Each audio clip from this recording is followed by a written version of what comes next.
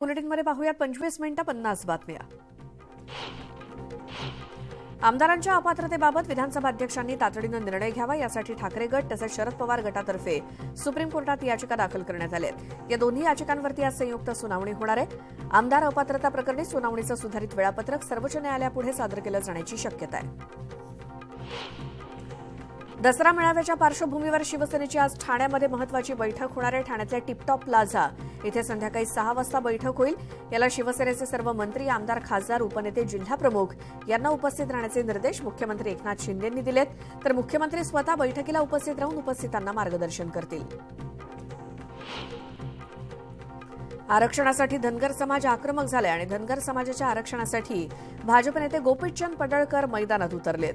पडळकरांची धनगर जागर यात्रा आज कोल्हापूर आणि कोकणात असणार आहे। गेल्या हंगामातील ऊस गाळपासाठी प्रतिटन 400 रुपये अधिक देण्याच्या मागणीसाठी स्वाभिमानी शेतकरी संघटनेचे अध्यक्ष राजू शेट्टींनी पुन्हा एकदा आंदोलनाला हात घातलाय। या मागणीसाठी राजू शेट्टी आजपासून साखर कारखानदारांच्या दारात पायी जाऊन 22 दिवसांचं आत्मक्लेश आंदोलन करणार आहेत। राज्यातील 15 जिल्ह्यांमधील 31 सहकारी आणि खासगी कारखान्यांनी मागील 3 वर्षात शेतकऱ्यांची तब्बल 1483 कोटी 80 लाख 11,000 रुपयांची एफआरपी थकवली आहे। या प्रकरणी साखर आयुक्तालयानं संबंधित जिल्हाधिकाऱ्यांना महसुली वसुली करण्याचे आदेश दिलेत आणि हे सर्व कारखाने राजकीय नेत्यांशी संबंधित असल्यानं काय कारवाई होणार याकडे लक्ष लागलंय। सांगलीमध्ये ऊसाला योग्य दर मिळावा यासाठी शेतकरी संघटना आक्रमक झाली आहे आणि पुणे बेंगळुरू राष्ट्रीय महामार्गावरील कामेरी दरम्यान साखरेचे ट्रक अडवून आंदोलन करण्यात आलं। येत्या 2 दिवसात मागण्या मान्य न झाल्यास गनिमी काव्यानं मुंबईला जाणारी साखर आणि दूध तसंच भाजीपाला बंद करण्याचा इशारा देण्यात आलाय। ऊसाला 4,000 रुपये उचल मिळावी ही मागणी घेऊन स्वाभिमानी शेतकरी संघटनेनं नवजागर यात्रा सुरू केली आहे। यामध्ये शेतकऱ्यांचे प्रश्न जाणून घेऊन हमीभावासंदर्भात जनजागृती केली जाणार आहे। स्वाभिमानीच्या आक्रमक पवित्र्यामुळे कारखानदार आणि शेतकरी संघटनेत संघर्ष पेटण्याची चिन्ह आहेत। घाऊक महागाईचा दर सरलेल्या सप्टेंबर महिन्यात उणे 0.26% नोंदवण्यात आला आणि ऑगस्टमध्ये महागाईचा दर उणे 0.52% इतका होता। खाद्यवस्तूंच्या विशेषतः भाजीपाल्याच्या किमतीत घट झाल्यानं सलग 6व्या महिन्यात हा दर शून्याखाली अर्थात उणे स्थितीत राहिला असल्याचं अधिकृत आकडेवारीवरून स्पष्ट झालंय। गोकुळनं गाईच्या दूध खरेदी दरामध्ये कपात केली आहे। गोकुळनं दूध दरात वाढ करणं शक्य नसल्याचं संचालक मंडळाच्या बैठकीत स्पष्ट केलंय। गाईच्या दुधामुळे गोकुळला 4 रुपयांचा तोटा होत असल्याचा दावा करत गोकुळनं दरवाढ करण्यास नकार दिलाय। त्यामुळे शेतकरी विरुद्ध गोकुळ असा संघर्ष उभा राहणार आहे। वर्धा जिल्ह्यामध्ये अतिवृष्टी आणि ढगाळ वातावरणामुळे कापूस पिकावरती अळीचा प्रादुर्भाव झाला, त्यामुळे कापूस उत्पादनात यंदा घट होण्याची शक्यता आहे। नुकसानीचे तातडीनं पंचनामे करून आर्थिक मदत करावी अशी मागणी कापूस उत्पादक शेतकऱ्यांनी केली आहे। नाशिकच्या लासलगाव बाजार समितीमध्ये कांद्याच्या दरात वाढ झाली आहे। क्विंटल मागे 650 रुपयांची सुधारणा झाल्यामुळे कांद्याला प्रति क्विंटल 3,000 रुपये इतका भाव मिळतोय, त्यामुळे कांदा उत्पादक शेतकऱ्यांना कैसा दिलासा मिळालाय। हिंगोली जिल्ह्यातील बहुतांश भागात लागवड केलेल्या कपाशी पिकावरती कोकणा रोगाचा प्रादुर्भाव झालाय। कपाशीच्या झाडांवरती पडलेल्या कोकणामुळे कपाशीची फुलं सुकायला लागली आहेत, त्यामुळे फुलांची गळती देखील होतीये।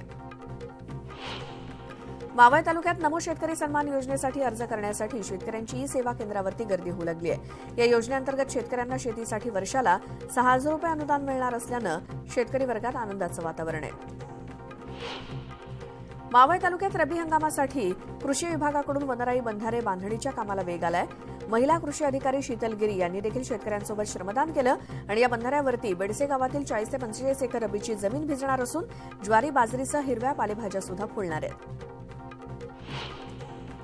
केंद्र सरकारच्या व्यवहार विभाग आणि नाफेड अंतर्गत दसरा दिवाळीच्या पार्श्वभूमीवर करमाळा भाजप कार्यालयामध्ये खासदार रणजितसिंह नाईक निंबाळकर यांच्या हस्ते 60 रुपये किलो दरानं 21 टन हरभरा डाळ्यांचं वाटप करण्यात आलं, तर भाजप जिल्हा सरचिटणीस गणेश चिवटे यांनी या कार्यक्रमाचं आयोजन केलं होतं। करमाळा तालुक्यातील 16 ग्रामपंचायतींच्या निवडणूक प्रक्रियेला सुरुवात झाली। पहिल्याच दिवशी सर्व्हर डाऊन झाल्यानं अर्ज दाखल करण्यात अडचणी आल्या, त्यामुळे भावी ग्रामपंचायत सदस्यांचा हिरमोड झाला। ऑनलाईन अर्ज करण्यास अडचणी येत असल्यानं ऑफलाईन अर्ज स्वीकारावे अशी मागणी उमेदवारांकडून केली जाते।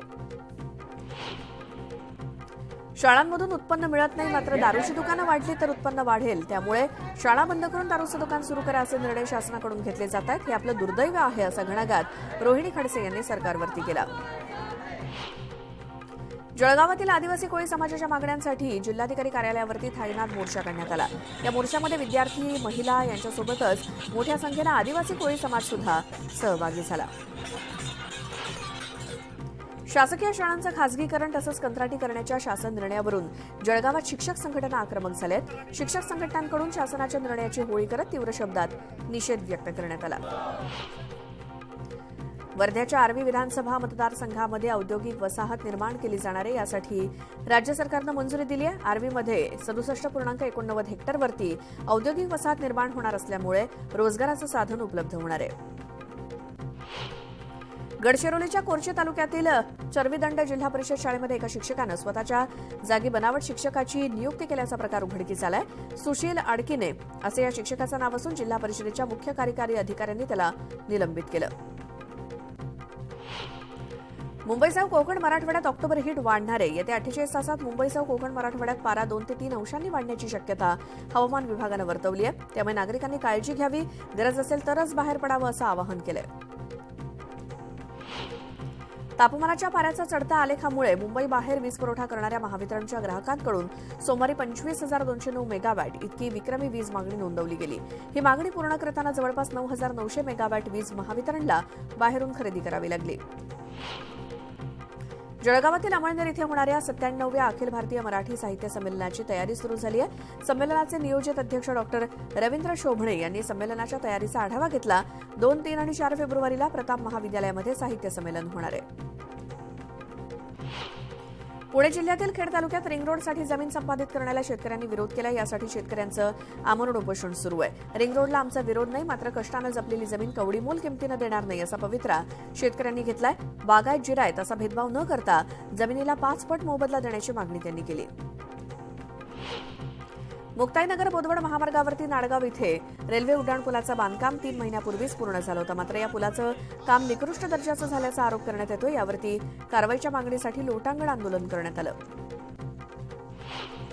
वर्धा जिल्ह्याचे पालकमंत्री सुधीर मुनगंटीवार पहिल्यांदाच जिल्ह्याच्या दौऱ्यावरती येत आहेत। ग्रामीण भागात विकास कामांचं भूमिपूजन, शहरामध्ये भाजपच्या पदाधिकारी आणि कार्यकर्त्यांसोबत बैठक, बांधकाम विभाग तसंच इतर सर्व विभागाची एकत्रित बैठक होणार आहे। तसंच रात्री तरंग गरबा आणि दांडिया कार्यक्रमाला ते उपस्थित राहतील।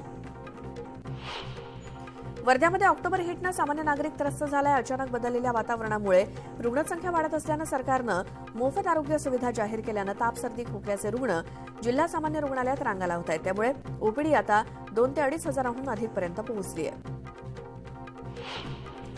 हातकणंगले तालुक्यातील हुपरी बस स्थानकाला राजश्री शाहू महाराज यांचं नाव देण्याची मागणी होतीये। या मागणीसाठी नामकरण कृती समितीनं आंदोलन केलं आणि यावेळी 15 दिवसात निर्णय घेण्याचं आश्वासन आगार प्रमुखांनी दिल्यानं आंदोलन मागे घेण्यात आलं। मावळमध्ये निसर्ग वाटिका सोसायटीमध्ये घोरपड आढळली। याबाबतची माहिती मिळताच वन्यजीव रक्षकांनी घोरपडीला पकडून तिला नैसर्गिक अधिवासात सोडून दिलं। नाशिकच्या देवळा सौंदाणे मार्गावरती ट्रक आणि बाईकचा भीषण अपघात झाला। या अपघातामध्ये एकाचा जागीच मृत्यू झाला असून एक जण गंभीर जखमी झालाय, तर अपघातानंतर ट्रक चालक फरार झाला असून पोलिसांनी त्याच्या विरोधात गुन्हा दाखल केलाय। जळगावातल्या चोपडा तालुक्यातील चुंचाळे गावाजवळ एका बसमधून पोलिसांनी 3 गावठी पिस्तूल आणि 10 जिवंत काडतुसं जप्त केली। गोपनीय माहितीच्या आधारे पोलिसांनी बस रोखून बसमधील तरुणाची झाडाझडती घेतली आणि यावेळी त्याच्याकडे गावठी पिस्तूल आणि जिवंत काडतुसं आढळली। ऐतिहासिक भिडेवाडा राष्ट्रीय स्मारक होण्याचा मार्ग मोकळा झालाय। उच्च न्यायालयानं खटल्याचा निकाल सोमवारी पुणे पालिकेच्या बाजूने दिला। तसंच याचिकाकर्त्यांवरती ताशेरे देखील ओढले। अनेक वर्षांपासून हा खटला न्यायालयामध्ये रखडला होता आणि तब्बल 80 सुनावण्या झाल्या। छत्रपती संभाजीनगर जिल्ह्यातील पैठण तालुक्यातील 22 वर्षीय विवाहित महिलेनं गळफास घेऊन आत्महत्या केल्याची धक्कादायक घटना घडली आहे। मात्र महिलेच्या माहेरकडील नातेवाईकांनी तिचा पती, सासरा, सासू आणि तिला आत्महत्या करण्यास प्रवृत्त केला असा आरोप केलाय। या प्रकरणी तिघांवरती गुन्हा दाखल करण्यात आल्यानंतर रात्री उशिरा नातेवाईकांनी मृतदेह ताब्यात घेतला। बुलढाण्यातल्या चिखली तालुक्यातील चंदनपूर इथे एका तरुणीची हत्या करण्यात आली होती। या हत्येचा छडा लावण्यात पोलिसांनी यश आलंय। या प्रकरणी 24 तासात पोलिसांनी 2 आरोपींना अटक केली। भुसावळमध्ये पोलीस प्रशासनाच्या वतीनं सार्वजनिक नवरात्रोत्सव मंडळ पदाधिकाऱ्यांची बैठक घेण्यात आली। नवरात्रोत्सव शांततेत आणि सुव्यवस्थेत साजरा करण्याचं आवाहन पोलीस प्रशासनानं मंडळाच्या पदाधिकाऱ्यांना केलं। तुळजापुराच्या अश्विन पौर्णिमा यात्रेचं औचित्य साधत आरोग्य विभागाकडून महाआरोग्य शिबिराचं आयोजन करण्यात आलंय. मुख्यमंत्री एकनाथ शिंदे, उपमुख्यमंत्री देवेंद्र फडणवीस यांच्या उपस्थितीत हे आरोग्य शिबिर पार पडणार आहे. 3 राज्यातील भाविक देवीच्या दर्शनासाठी मोठ्या प्रमाणात येत असतात. त्या शिबिरात त्यांच्यावरती मोफत उपचार आणि तपासण्या केल्या जाणार आहेत. पुणे नाशिक महामार्गावरती आंबेगाव तालुक्यातील कोळमजवळचे स्पीड ब्रेकर निकामी झाले. त्यामुळे वर्दळीच्या वेळेस अपघाताच्या संख्येत वाढ झाली आहे. या ठिकाणी नव्यानं स्पीड ब्रेकर पुन्हा टाकावेत अशी मागणी नागरिकांनी केली. जुन्नरच्या नारायणगावमध्ये नवरात्रोत्सवानिमित्तानं महिलांकडून अनोखा जागर केला जातोय. सर्व महिला विना मोबदला केवळ एक सेवा म्हणून एकमेकींच्या घरी जाऊन सामूहिक श्रीसुक्त पठण करतायत.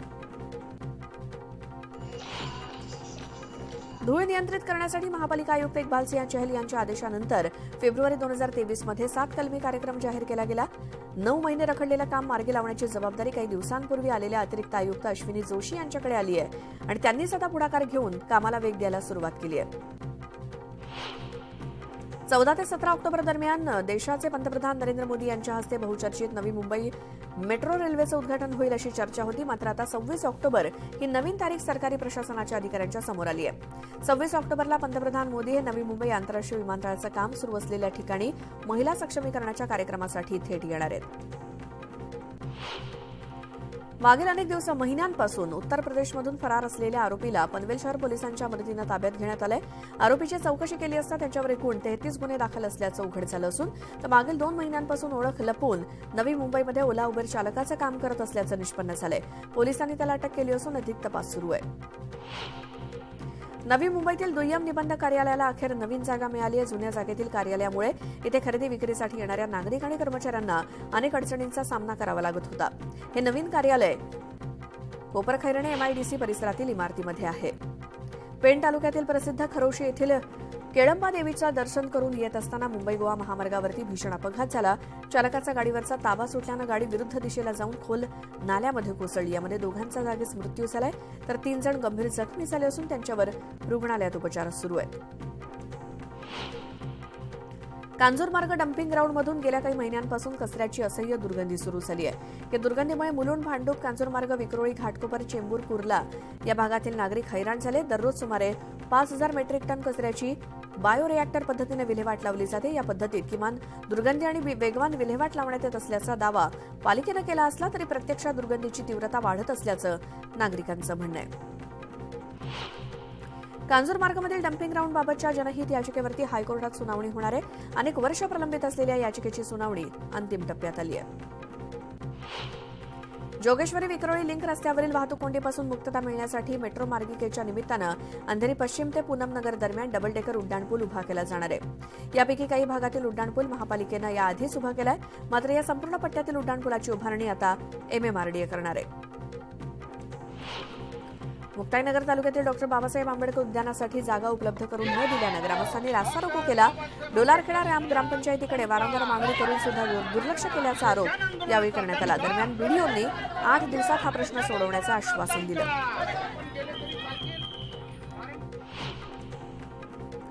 मुंबईच्या प्रवेशद्वारावरील टोल कोंडी फुटत नसल्यामुळे अवघ्या 5 मिनिटाच्या अंतरासाठी सकाळी ठाण्याहून मुंबईकडे कूच करणाऱ्या वाहनांना तब्बल पाऊण ते 1 तास कोंडीमध्ये अडकून पडावं लागतंय. पूर्व द्रुतगती महामार्गावरील मुलुंड टोल नाक्यावरती पिवळ्या रेषेपलीकडे गाड्या गेल्यास टोल न घेण्याचे निर्देश देऊन सुद्धा इथे कोंडीत सुद्धा टोल वसुली जोरदार सुरू आहे. मुंबईतील गोरेगाव इथल्या इमारतीला आग लागून 8 जणांचा मृत्यू झाला होता. या आगीबाबत चौकशी समितीने आपला निष्कर्ष काढलाय. पार्किंगमधील चिंध्यांची गाठोडी आणि अपरात्री कोणीतरी येऊन टाकलेले सिगारेटचे जळकं थोटूक त्यामुळे आग लागल्याचा निष्कर्ष काढण्यात येतोय. मनसेनं ठाणे आनंदनगर LBS मार्ग ऐरोली वाशी या टोलनाक्यावरती तब्बल 90 CCTV कॅमेरे बसवण्याचं काम हाती घेतलंय. 18 ऑक्टोबरपासून हे कॅमेरे सुरू होतील. त्यानंतर या ठिकाणी रोज किती वाहनं येतात आणि किती जातात याचा संपूर्ण डेटा राज्य सरकारला सादर केला जाईल. उल्हासनगरात एका तरुणाला 10 जणांच्या टोळीनं बेदम मारहाण केली. जखमी तरुणावरती रुग्णालयात उपचार सुरू असून पूर्व वैमनस्यातून ही मारहाण केल्याचं बोललं जात आहे. या मारहाण प्रकरणी फरार आरोपींचा पोलीस शोध घेत आहेत. बदलापूर शहरामध्ये पूर्व पश्चिमेला जोडणाऱ्या बेलवली रेल्वेच्या भुयारी मार्गात वाहतूक कोंडी होते. पावसाचं पाणी भुयारी मार्गामध्ये जाऊ नये यासाठी या मार्गावरती शेड टाकण्याचं काम सुरू आहे. मात्र यामुळे वाहतुकीला अडथळा होत असल्यानं नागरिक त्रस्त झालेत. छत्रपती शिवाजी महाराज आंतरराष्ट्रीय विमानतळावरील विमानांची वाहतूक आज काही तास बंद राहणार आहे. पावसामुळे विमानतळाच्या दोन्ही धावपट्ट्यांच्या झालेल्या नुकसानीची दुरुस्ती करण्यात येणार आहे आणि यासाठी विमानतळ प्राधिकरणानं सकाळी 11 ते संध्याकाळी 5 वाजेपर्यंत विमानांची ये जा बंद ठेवण्याचा निर्णय घेतलाय. पुण्यामध्ये व्यावसायिक अभ्यासक्रमांच्या प्रवेशासाठी 12वीचे गुण आणि सीईटीचे गुण एकत्र करण्याबाबत लवकरच प्रस्ताव पाठवण्यात येईल. तसंच या संदर्भात चंद्रकांत पाटील यांच्यासोबत बैठक घेणार असल्याची माहिती शालेय शिक्षण मंत्री दीपक केसरकर यांनी दिली. खासगी शिकवण्यांमुळे वर्गात अनुपस्थित राहण्याच्या प्रकारांना चाप लावण्यासाठी फेस रिकॉग्निशनद्वारे नियोजन असल्याचं देखील त्यांनी स्पष्ट केलं. जुलैमध्ये सुरू झालेल्या 11वीच्या प्रवेश प्रक्रियेची सध्या 10वी फेरी सुरू झाली आहे. या फेरीत सुद्धा अर्ज केलेल्या 363 विद्यार्थ्यांना महाविद्यालय मिळू शकलेलं नाही. दरम्यान ही अंतिम फेरी असल्याचं शिक्षण विभागानं जाहीर केलंय. यंदा 11वीच्या जवळपास 1.5 लाख जागा रिक्त आहेत. इथे वेळ झाली एका छोट्याशा ब्रेकची. तुम्ही पाहत राहा न्यूज 18 लोकमत.